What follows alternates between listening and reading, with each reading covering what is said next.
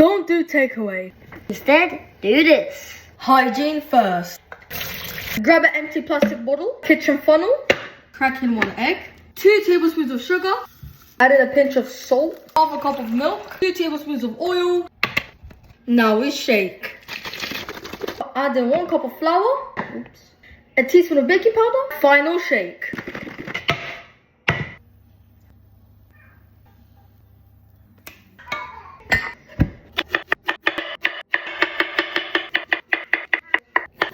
Now we assemble.